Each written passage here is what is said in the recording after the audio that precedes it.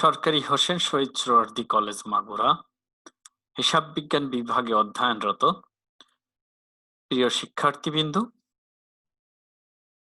আজকের এই online video ক্লাসে তোমাদেরকে স্বাগত জানাচ্ছি। আমি অরূপ কুমার মজুমদার, প্রভাষক, হিসাব বিজ্ঞান বিভাগ, সরকারি হোসেন শহীদ সোহরাওয়ার্দী কলেজ মাগুরা।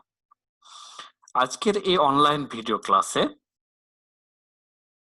চতুর্থ বর্ষের অ্যাডভান্স অ্যাকাউন্টিং 2 এর প্রথম অধ্যায় valuation of goodwill and share এর উপরে 2 নাম্বার ক্লাসটি পরিচালনা করব।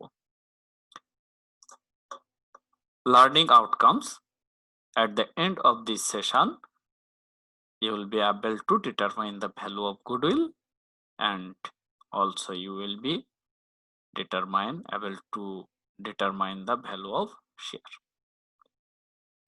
তাহলে আজকের এই সেশনে মূলত আমরা গুডউইল ভ্যালুয়েশন এবং শেয়ার ভ্যালুয়েশনের উপরে আলোচনা করব। তো এই অধ্যায়ের উপর যে প্রথম সেশনটি পরিচালিত হয়েছিল, সেখানে আমরা গুডউইল মূল্যায়নের জন্য, সুনাম মূল্যায়নের জন্য আমরা ইয়ার অফ পারচেজ পদ্ধতিতে, যেখানে সিম্পল অ্যাভারেজ পদ্ধতি এবং ভার আরোপিত গড় পদ্ধতিতে গড় মুনাফা নির্ণয় করে পারচেজ অফ ইয়ার পদ্ধতিতে আমরা সুনাম মূল্যায়ন করা শিখেছিলাম। ফলশ্রুতিতে আজকে আমরা এখন শুরু করব সুনাম মূল্যায়নের জন্য সুপার প্রফিট মেথড নিয়ে। সুপার প্রফিট বাংলাটি হচ্ছে অতি মুনাফা। Under this method, super profit is used for calculating the value of goodwill. তাহলে সুপার প্রফিট পদ্ধতিতে, সুপার প্রফিট মেথডে মূলত সুনাম মূল্যায়নের জন্য আমরা সুপার প্রফিট বা অতি মুনাফাটি ব্যবহার করে থাকি। তাহলে এক্ষেত্রে সুনাম মূল্যায়নের জন্য, সুনাম হিসাবভুক্ত করার জন্য, ক্যালকুলেট করার জন্য সুপার প্রফিট ব্যবহার করা হবে। এখন প্রশ্ন আছে, সুপার প্রফিটটা কি? Super profit is the excess of average profit over the normal profit of a business. তাহলে super profit can be defined as the excess of normal profit of a business. কোন ব্যবসা প্রতিষ্ঠানের স্বাভাবিক মুনাফার চেয়েও বেশি মুনাফাকে বলা হচ্ছে অতি মুনাফা বা super profit. Super profit equal average profit minus normal profit. তাহলে অ্যাভারেজ প্রফিট যদি নর্মাল প্রফিটের চেয়ে বেশি হয় এবং এই বেশি পরিমাণটাকে বলা হচ্ছে super profit. Average profit is calculated by dividing the total of adjusted actual profit of certain number of years by the total number of such years.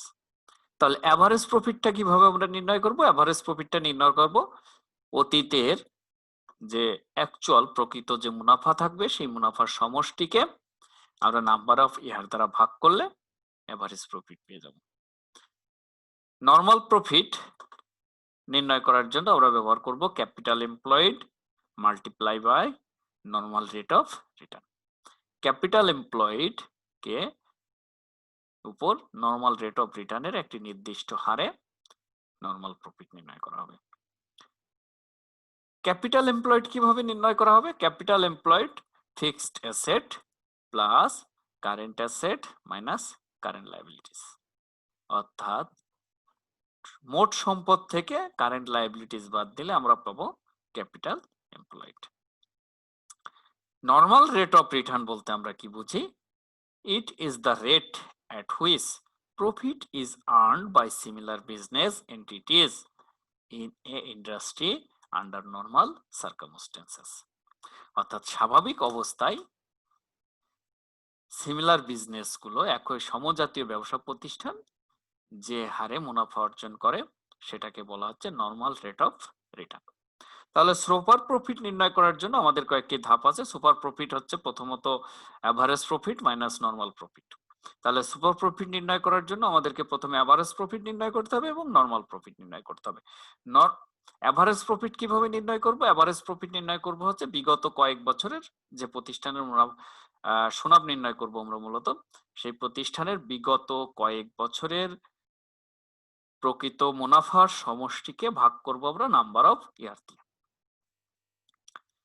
এরপরে নরমাল প্রফিট নির্ণয় করা হবে হচ্ছে ক্যাপিটাল এমপ্লয়েড গুণ নরমাল রেট অফ রিটার্ন।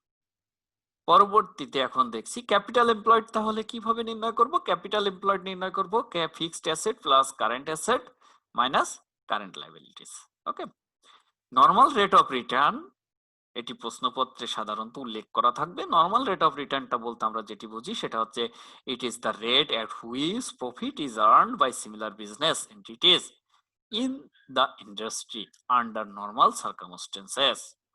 অর্থাৎ স্বাভাবিক অবস্থায় সমজাতীয় ব্যবসা প্রতিষ্ঠানগুলো যে হারে মুনাফা অর্জন করে সেটাকে আমরা বলছি নরমাল রেট অফ রিটার্ন, স্বাভাবিক মুনাফা অর্জনের হার। Purchase of super profit method. তাহলে সুপার প্রফিটের আমরা গত ক্লাসে আলোচনা করেছিলাম। সুপার প্রফিট মেথডেরও দুইটা পদ্ধতি আছে, একটি হচ্ছে purchase of super profit method আর একটা হচ্ছে অ্যানুইটি মেথড। তো purchase of super profit method, এক্ষেত্রে আমাদের যে কাজটি করতে হবে সেটা হচ্ছে সুপার প্রফিট ক্যালকুলেট করতে হবে।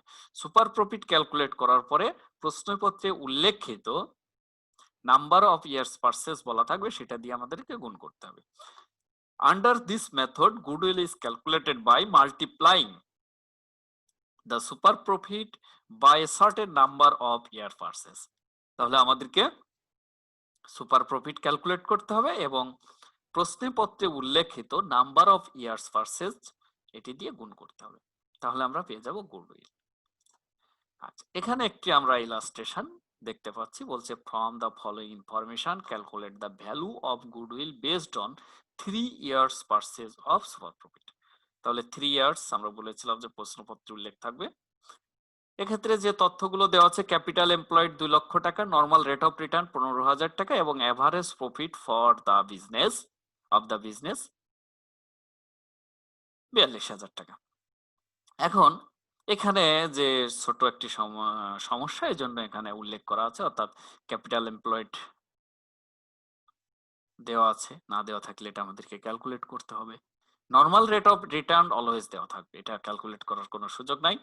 এভারেজ প্রফিট দেওয়া নাও থাকতে পারে, অর্থাৎ বিগত বছরের প্রফিট গুলো দেওয়া থাকতে পারে, সবগুলো সমষ্টি নির্ণয় করে আমাদের এভারেজ প্রফিট নির্ণয় করতে হতে পারে। ওকে, তাহলে যে তথ্য আছে, ক্যাপিটাল এমপ্লয়েড আছে, নরমাল রেট অফ রিটার্ন আছে এবং এভারেজ প্রফিট দেওয়া আছে, এক্ষেত্রে আমরা কি করব? সুপার প্রফিট নির্ণয় করব এবং পরবর্তীতে সুপার প্রফিটের সাথে ইয়ার অফ পারচেজ 3 গুণ করলে আমরা গুডউইল পেয়ে যাব। তাহলে আমরা দেখি, বলছে normal profit equal to capital employed গুণ rate of return. Capital employed 2 লক্ষ টাকা, রেট অফ রিটার্ন হচ্ছে, নরমাল রেট অফ রিটার্ন হচ্ছে 15%, তাহলে 30,000 টাকা হচ্ছে আমাদের নরমাল প্রফিট। সুপার প্রফিট আমরা জানি average profit minus normal profit বিয়োগ করলে আমরা পেয়ে যাব হচ্ছে সুপার প্রফিট। এভারেজ প্রফিট 42,000 টাকা, এটা প্রশ্নে প্রদত্ত অ্যাজ গিভেন। ওকে, নরমাল প্রফিট মাইনাস 30,000, তাহলে সুপার প্রফিটের পরিমাণ হচ্ছে 12,000 টাকা। এই সুপার প্রফিটের সঙ্গে আমরা নাম্বার অফ ইয়ার পারচেজ গুণ করলে 36,000 টাকা গুডউইলের পরিমাণ। ওকে,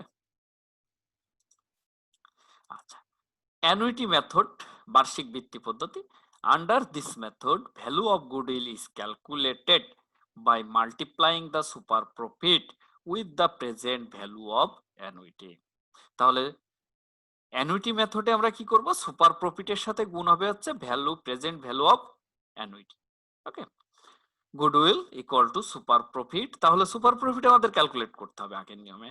সুপার প্রফিট গুণ হবে হচ্ছে present value annuity factor. Present value annuity factor. Present value annuity factor is the present value of annuity of rupee or taka, that means taka won at a given time. Okay. From the following information, compute the value of goodwill as per annuity method. Capital employed taka 50,000. Normal rate of return 10%. profit of the years 2016, 17 and 18 were 13,000, 15,000 and 17,000 respectively. That means 2016 সালের profit 13,000 টাকা, 2017 সালের profit 15,000 টাকা এবং 2018 সালের profit 17,000 টাকা।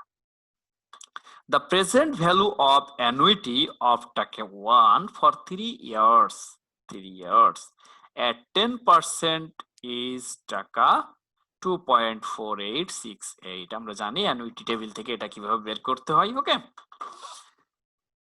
তাহলে আমাদের এখানে কি করতে হবে? সুপার প্রফিট বের করতে হবে। সুপার প্রফিট বের করার জন্য এভারেজ প্রফিট বের করতে হবে। এভারেজ প্রফিট বের করার পরে নরমাল প্রফিট বের করতে হবে এবং এভারেজ প্রফিট থেকে নরমাল প্রফিট বিয়োগ করে আমরা সুপার প্রফিট পেয়ে যাব এবং সুপার প্রফিটের সাথে আমরা গুণ করব হচ্ছে অ্যানুইটি ফ্যাক্টর। তাহলে আমরা পেয়ে যাব গুডউইলের পরিমাণ। ওকে, তাহলে আমরা কিভাবে দেখি? এভারেজ প্রফিট নির্ণয় করার যে সূত্র, আমরা সিম্পল মেথডেই করব, সিম্পল এভারেজ মেথডেই করব। Total profit divided by number of years.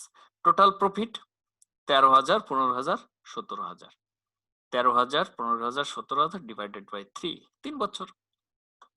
তাহলে আমাদের এভারেজ প্রফিট হচ্ছে 15,000 টাকা। ওকে, পরবর্তীতে নরমাল প্রফিট আমরা নির্ণয় করতে জানি, সেটা হচ্ছে ক্যাপিটাল এমপ্লয়েড গুণ হচ্ছে normal rate of return. Capital employed দেওয়া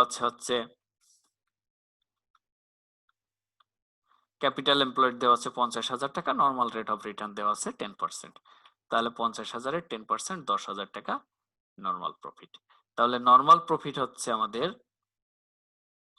5,000 টাকা, সরি, ক্যাপিটাল এমপ্লয়েড হচ্ছে 50,000 টাকা, নরমাল রেট অফ রিটার্ন হচ্ছে 10%।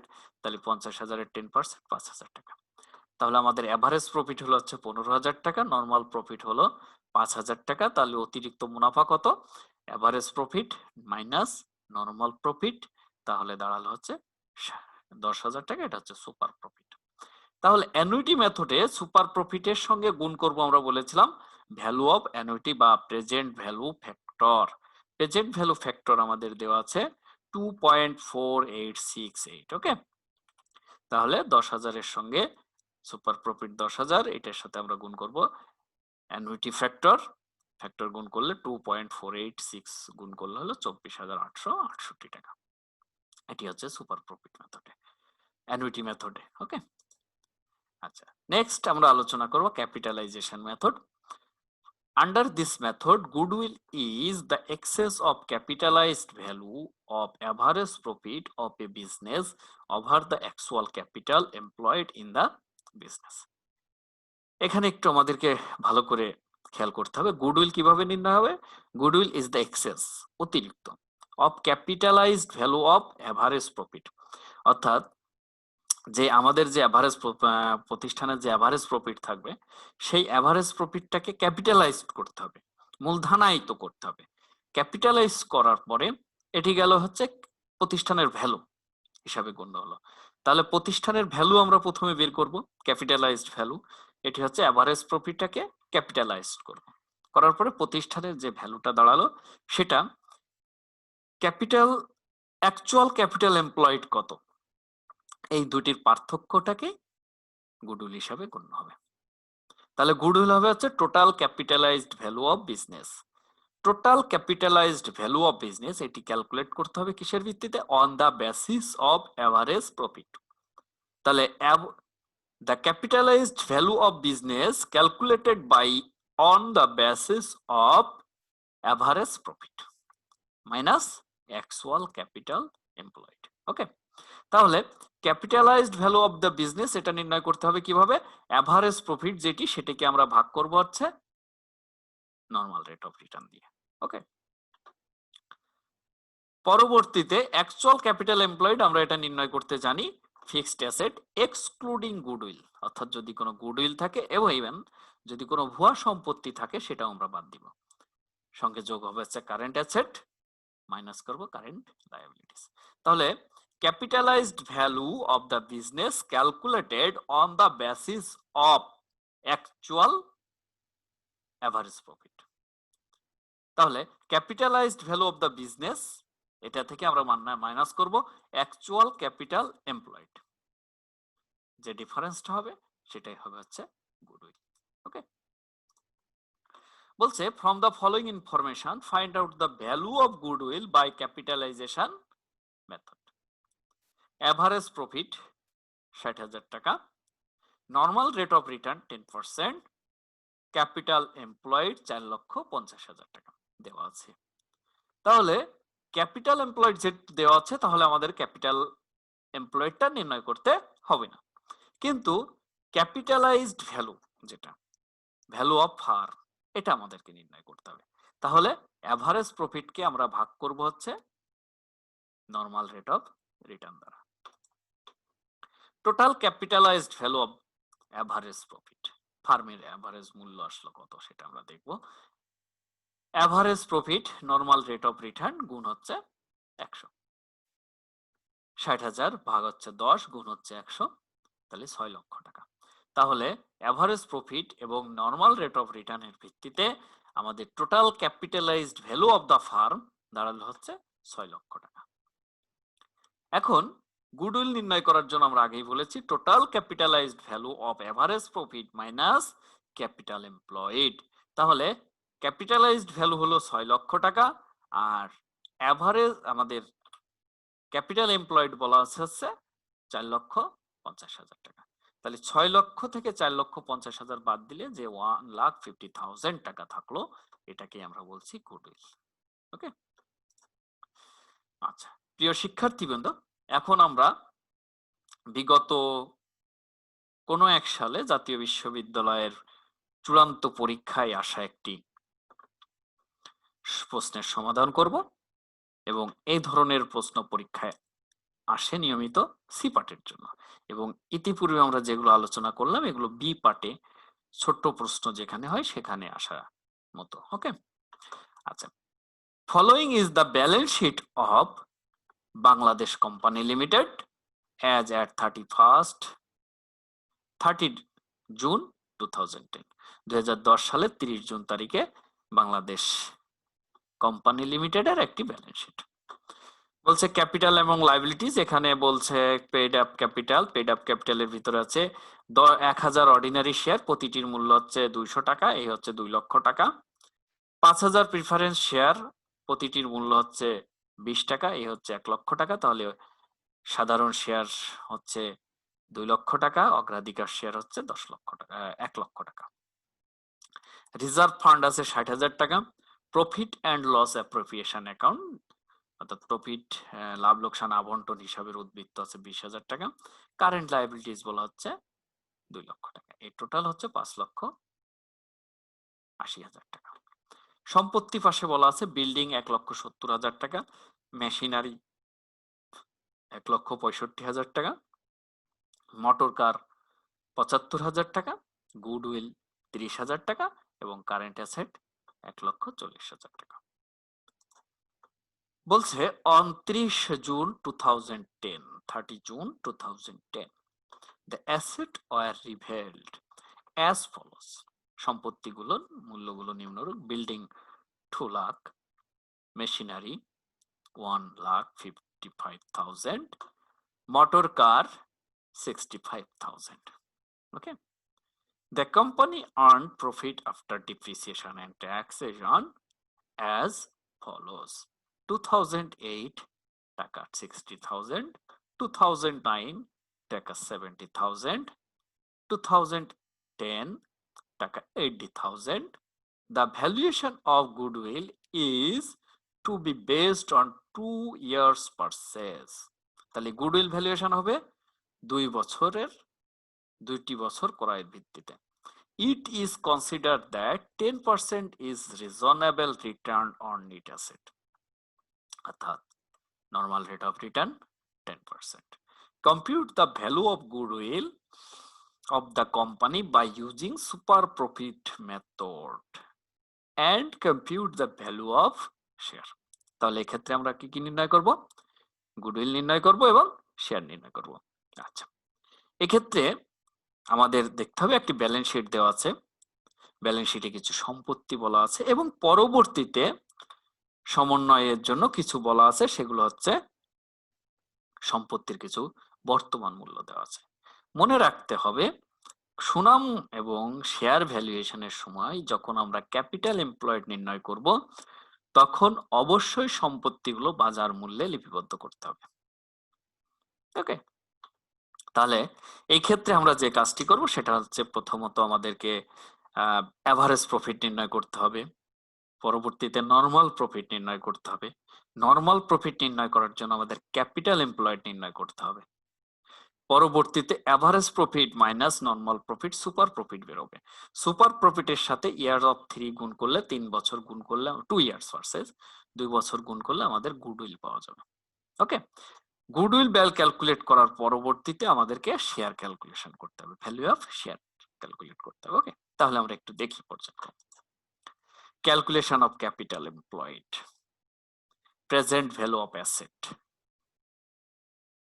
Building 2 lakh, machinery 1,55,000, motor car 65,000. Okay, current asset 1,40,000, that is given. Okay, given here. Total asset 5,60,000 less current liabilities 2 lakh. Total asset minus current liabilities is called capital employed 3,60,000. Okay, 3,60,000 টাকা। It is capital employed. আবারও বলছি, capital employed calculation করার সময় স্থায়ী সম্পত্তিগুলোকে চলতি মূল্যে অর্থাৎ সমন্বয়ে যে মূল্যগুলো দেওয়া থাকবে সেই মূল্যে লিপিবদ্ধ করতে হবে। In case of calculation of goodwill and share. Okay, second step, calculation of average capital employed. Capital employed যেটি থাকবে তার সাথে less half of current years profit, average capital employed. আচ্ছা, এক্ষেত্রে বলে রাখি, ক্যাপিটাল এমপ্লয়েডটা যদি বছরের শুরুতে আমরা নির্ণয় করি, মানে বছরের শুরুর ক্যাপিটাল এমপ্লয়েড যদি আমাদের নির্ণয় করা হয় তাহলে সেক্ষেত্রে half of current years profit যোগ হবে। আর ক্যাপিটাল এমপ্লয়েডটা যদি বছরের শেষের হয় তাহলে লেস হবে half of current years profit. Okay, তাহলে অ্যাভারেজ ক্যাপিটাল এমপ্লয়েড আমাদের বের হয়ে গেল।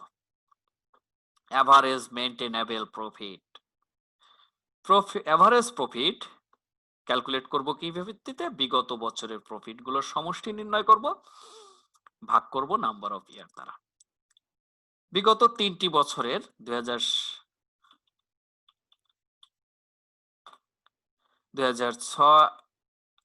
8, 9 এবং 10 সালের 3টি সালের আমাদের প্রফিটের পরিমাণ দেওয়া আছে 60,000, 70,000 এবং 80,000।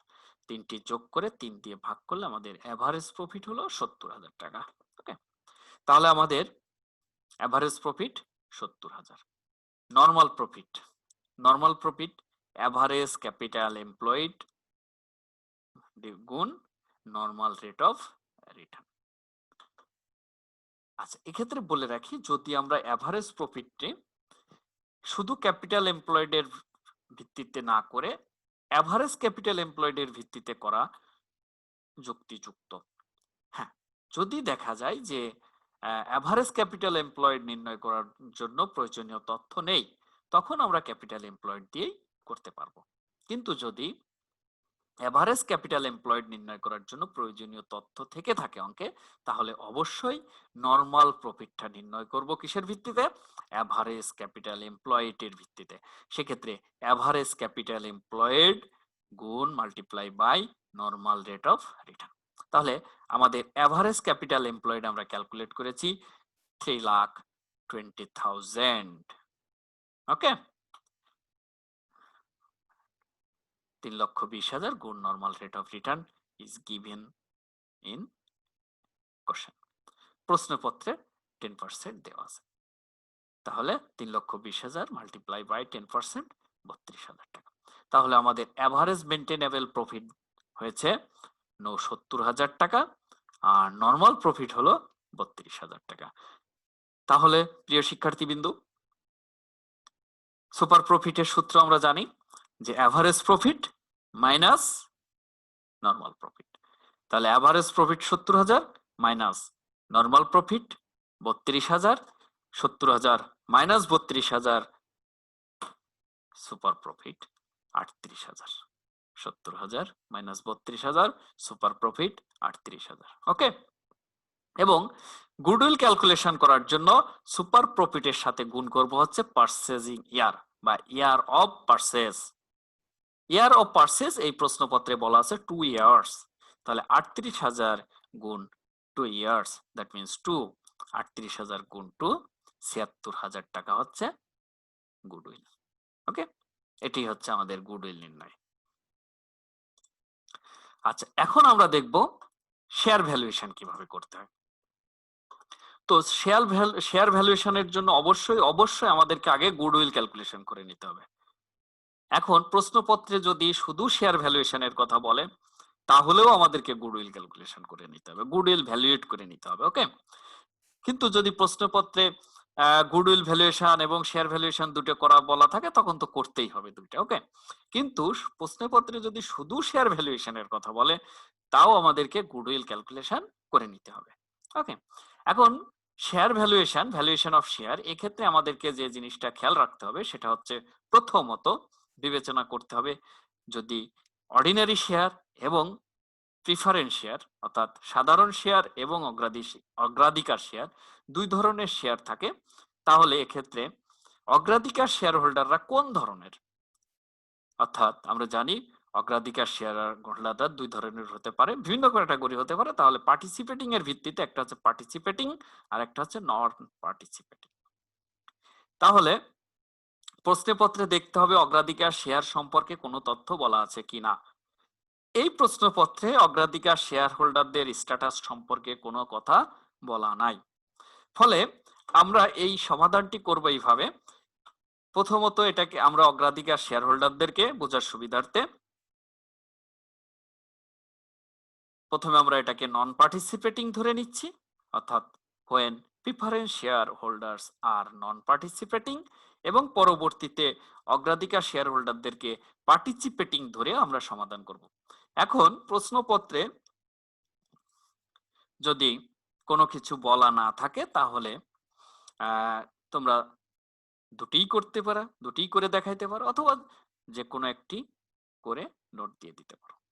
আচ্ছা, তবে এক্ষেত্রে যদি কোনো কিছু বলা না থাকে তাহলে নন পার্টিসিপেটিং ধরাটাই ভালো, মানে যুক্তিসঙ্গত। আচ্ছা, এখন আমরা দেখি when preference shareholders are non participating, যখন অগ্রাধিকার শেয়ার হোল্ডাররা নন পার্টিসিপেটিং, অর্থাৎ নন পার্টিসিপেটিং বলতে আমরা কি বুঝি? নন পার্টিসিপেটিং আমরা বলতে বুঝি অগ্রাধিকার শেয়ার হোল্ডারদের যে লিখিত মূল্য থাকবে শেয়ারের, এর বাইরে তারা আর কিছু পাবে না।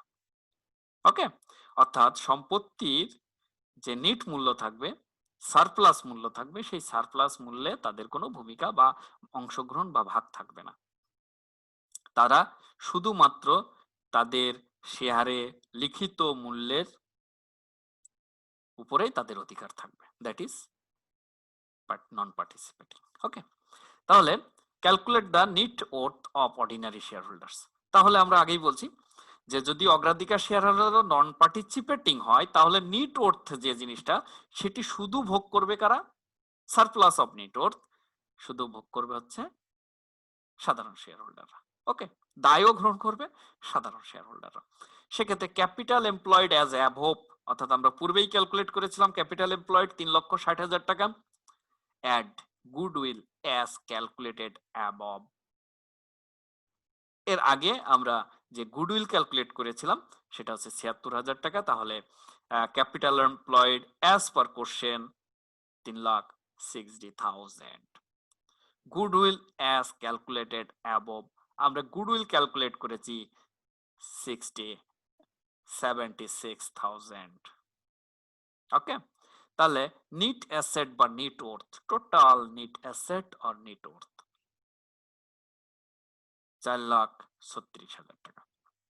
এখন যেহেতু নন পার্টিসিপেটিং অর্থাৎ অগ্রাধিকার শেয়ার হোল্ডাররা নন পার্টিসিপেটিং, ফলে তারা শুধুমাত্র তাদের বিনিয়োগকৃত 1 লক্ষ টাকা পাবে, যেটি ফেস ভ্যালু।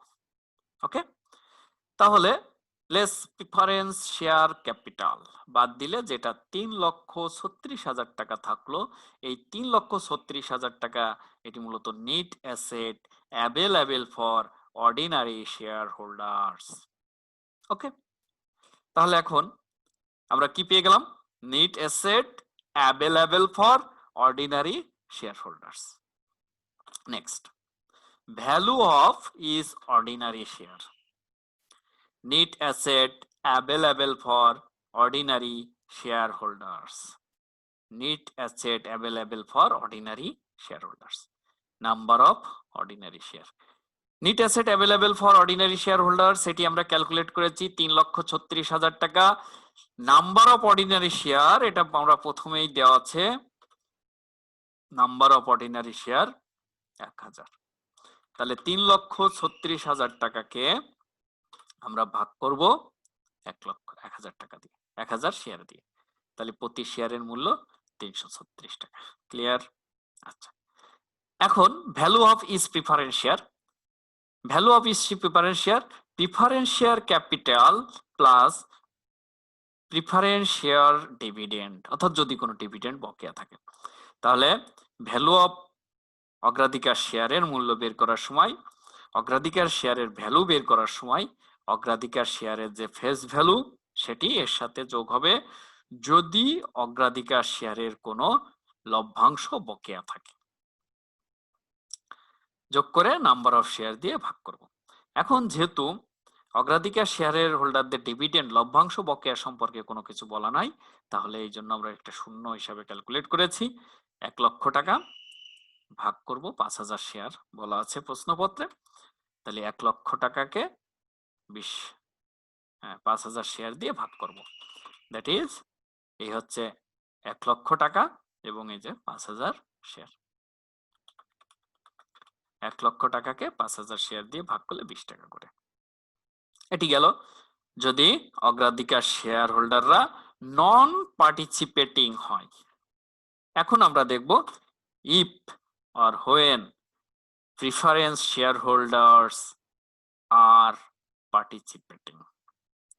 প্রিফারেন্স শেয়ার হোল্ডাররা যদি পার্টিসিপেটিং হয় তাহলে যে কাজটি করতে হবে, কারণ সারপ্লাস অফ নিট অ্যাসেটের ক্ষেত্রে শেয়ার হোল্ডার, অগ্রাধিকার শেয়ার হোল্ডাররাও অংশ থাকবে, সাধারণ শেয়ার হোল্ডারদের অংশ থাকবে। ওকে, তাহলে এই ক্ষেত্রে যদি তারা পার্টিসিপেটিং হয় অগ্রাধিকার শেয়ার হোল্ডাররা, তাহলে আমাদের শুরুতেই যে কাজটি করতে হবে সেটি হচ্ছে আমাদেরকে নিট অ্যাসেট সারপ্লাস নির্ণয় করতে হবে, সারপ্লাস অফ নিট অ্যাসেট। তাহলে net asset calculated above, net asset calculate করেছিলাম আমরা 4,36,000 টাকা, যেটি আগের অঙ্কে করে এসেছি, আগের এই যে 4,36,000 টাকা। ওকে, অর্থাৎ প্রশ্নপত্র অনুসারে ক্যাপিটাল এমপ্লয়েড প্লাস হচ্ছে গুড উইল যোগ করলে 4,36,000 টাকা আমরা পেয়ে গেলাম নেট অ্যাসেট। নেট অ্যাসেট থেকে আমরা বাদ দিব হচ্ছে share capital, total share capital, that means ordinary share capital and preferential share capital. 3 lakh টাকা শেয়ার ক্যাপিটাল বাদ দিলে থাকলো নেট অ্যাসেট সারপ্লাস, অর্থাৎ নেট অ্যাসেটে সারপ্লাস থাকলো বা সারপ্লাস অফ নেট অ্যাসেট 1,36,000 টাকা। এই যে 1,36,000 টাকা নেট অ্যাসেট সারপ্লাস থাকলো, এই সারপ্লাসটা আমরা ভাগ করব হচ্ছে অর্ডিনারি শেয়ার হোল্ডারদের মাঝে এবং অগ্রাধিকার শেয়ার হোল্ডারদের মাঝে। কি অনুপাতে? এই রেশিও অনুসারে, ক্যাপিটাল রেশিও অনুসারে। তাহলে 1,36,000 টাকা 3 লাখ, 2 লাখ আর 1 লাখ 3 লাখ, 3 লক্ষ টাকার 3 ভাগের 2 ভাগ পাবে হচ্ছে অর্ডিনারি শেয়ার হোল্ডাররা, আর 3 ভাগের 1 ভাগ পাবে অগ্রাধিকার শেয়ার হোল্ডাররা। ওকে, এখন value of is ordinary share, ordinary share capital plus portion of net asset surplus divided by number of ordinary share. Ordinary share capital হচ্ছে 2 লক্ষ টাকা এবং portion of net asset surplus, যেটি আমরা ক্যালকুলেট করেছি 90,667 টাকা। 2 লক্ষ plus 90,667 divided by 1000 number of share, তাহলে প্রতিটি শেয়ারের মূল্য দাঁড়ালো 2,290 টাকা 67 পয়সা। Okay, value of is preferential share, অগ্রাধিকার শেয়ারের মূল্য, প্রতিটি অগ্রাধিকার শেয়ারের মূল্য preference share capital plus portion of net asset surplus number of preference share. অগ্রাধিকার শেয়ার মূলধন হচ্ছে 1 লক্ষ টাকা, এটি পূর্বেই আমরা আলোচনা করেছি, এবং পোরশনটা আমরা নির্ণয় করলাম এখানে 45,333 টাকা। তাহলে 1 লক্ষ টাকা ক্যাপিটাল এবং portion of net asset surplus অগ্রাধিকার শেয়ারদের অংশ 45,333 নাম্বার অফ শেয়ার দিয়ে আমরা ভাগ করব। নাম্বার অফ শেয়ার দিয়ে ভাগ করলে হয়ে গেল 29.066। ওকে, তো থ্যাঙ্কস টু অল প্রিয় শিক্ষার্থীবৃন্দু। এই ধরনের বই, তোমাদের যে পাঠ্য বই আছে সেই বই থেকে এই ধরনের সমস্যাগুলো তোমরা অনুশীলন করবে এবং পরীক্ষার জন্য প্রস্তুত হবে, এই আশাবাদ ব্যক্ত করে আজকের মতো এখানেই শেষ করছি। ধন্যবাদ সবাইকে।